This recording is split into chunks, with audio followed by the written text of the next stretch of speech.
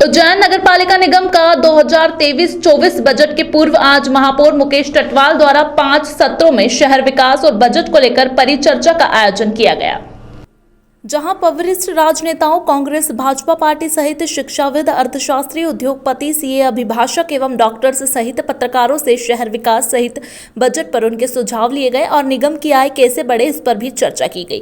जहां शहर के नेताओं ने अपने अपने सुझाव देते हुए बताया कि निगम की आय बढ़ाने के लिए निगम की संपत्तियों को निगम ही संचालित करे, साथ ही निगम परिसर सहित खाली पड़ी जगहों पर व्यवसाय हेतु दुकानें बनाकर उन्हें किराए पर दे अथवा बेचे, जिससे निगम की आय होगी। वहीं इलेक्ट्रिक वाहनों का उपयोग बढ़ाएं, शहर में चौड़ीकरण हो लेकिन मुआवजे के बिना न हो। वहीं आवारा मवेशी टाटा द्वारा सड़कों को छलनी करने से रोकने और शिप्रा शुद्धिकरण सहित पेयजल की उचित व्यवस्था जैसे सुझाव सामने आए हैं। वहीं शहर को पवित्र नगरी रखने हेतु मांस मटन की दुकानों को शहर से दूर एक स्थान देने, ट्रांसपोर्ट नगर बनाने, सिंहस्थ हेतु प्लानिंग, सड़कें, पुल बनाने जैसे सुझाव जनप्रतिनिधियों द्वारा दिए गए। बजट को लेकर जनप्रतिनिधियों ने इस दौरान कहा कि यहां बजट शहर विकास का बजट हो और आम आदमी का बजट हो।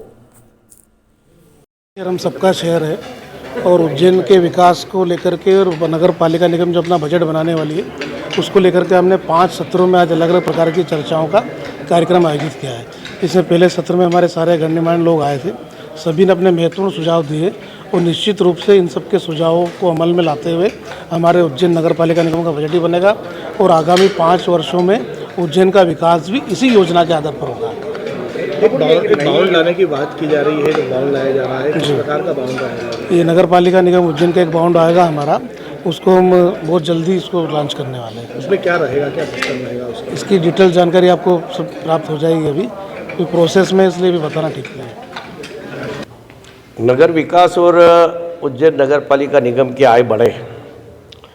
नगर विकास के लिए चूँकि शहर का चौड़ीकरण होना चाहिए, क्षिप्रा नदी शुद्ध होना चाहिए, खान नदी जो है उसके उज्जैन इंदौर तक जगह जगह छोटे छोटे स्टॉप डैम बने ताकि गंदा पानी ना आए। गंभीर का पानी का संरक्षण अभी से किया जाना चाहिए, गर्मी आ गई है। और शहर के प्रमुख मार्ग सब चौड़े हो, क्योंकि अब महंकाल लोग के बाद यह मांग आम जनता की भी उठ रही है और शासन प्रशासन भी चाहता है। दूसरा विषय टिंचिंग ग्राउंड का विषय भी आया, तो हमने कहा भाई टिंचिंग ग्राउंड चूँकि आबादी बच गई है, अब टिंचिंग ग्राउंड यहाँ से कई 10 किलोमीटर दूर शिफ्ट किया जाए।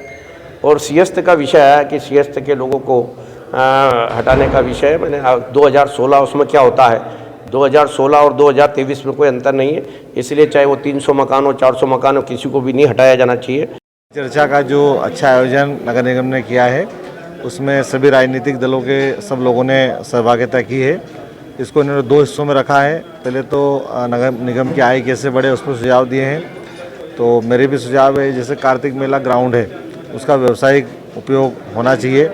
साथ ही बड़ी संख्या में तीर्थयात्री, आम पर्यटक आ रहे हैं, तो उनको देखते हुए विज्ञापन की नीति बनना चाहिए, बड़ी बड़ी कंपनियों को उज्जैन में लाना चाहिए ताकि बड़े स्तर पर विज्ञापन से भी निगम को आय हो सके। इसके साथ ही हमारा जो हरिपाटक ब्रिज के पास पे नगर निगम पीएचई की ज़मीन है, वहाँ पर भी कुछ छोटे छोटे दुकानें आप बनाकर अस्थायी रूप से दे सकते हैं। निश्चित ही बहुत अच्छा कार्यक्रम था। सभी लोगों को यहाँ दोनों पार्टी के पदाधिकारियों को यहाँ बुलाया गया था।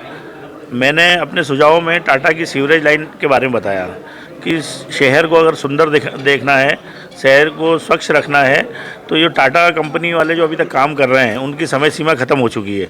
उसके बावजूद भी उन्होंने पूरे शहर के अंदर सड़कें खोद रखी हैं, जगह जगह गड्ढे हैं। जो सड़कें बनाई हैं वो भी पहली बरसात के बाद ही आप देखने जाएंगे हमारा महाकाल वाणिज्य जैसा पार्क क्षेत्र है जहाँ पर उन्होंने सड़कें बनाई और उसमें गड्ढे पड़ गए। के लिए नगर निगम का जो भवन है वहाँ पर इतनी जगह हैगी कि वहाँ पर 10 बाय 30 की अगर 50 दुकानें भी बना दी जाएगी तो उससे कम 10 से 20 करोड़ रुपए उनको वो मिलेंगे और उसको अगर किराए पे देंगे तो उससे भी उनको आय जनरेट हो सकेगी।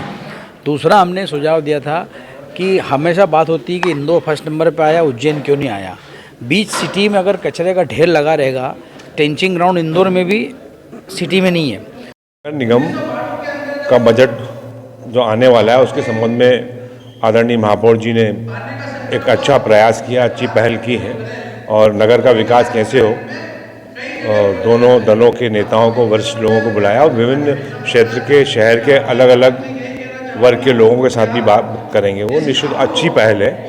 और लेकिन जो चर्चाओं में जो मुद्दे आते हैं, जो विषय आए हैं नगर का विकास के लिए, उन मुद्दों पर भी जब काम करने का, जब बजट को स्वीकृति करने का समय आएगा तो उन चीज़ों पे ध्यान देकर उनको बजट में शामिल कराकर अगर व्यवस्था लगाएंगे तो निश्चित तौर पर ये कार्यशाला सार्थक होगी। पड़ेगा।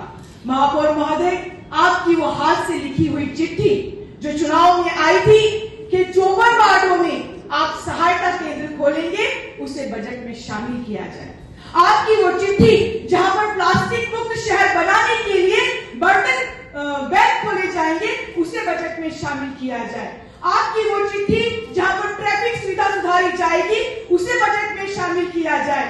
अगर नए बजट में हम रोजगार नहीं दे सकते हैं तो जो ठेला चलाने वाले हैं, छोटे व्यापारी हैं, उनके लिए शहर में एक अच्छी व्यवस्था की जाए ताकि उनका ठेला जब्त कर नगर निगम में नहीं ले जाया जाए। आदरणीय मंच, शाकाहार जितना सत्य है, मांसाहार भी उतना ही सत्य है, जो कि हमें स्वीकार करना चाहिए।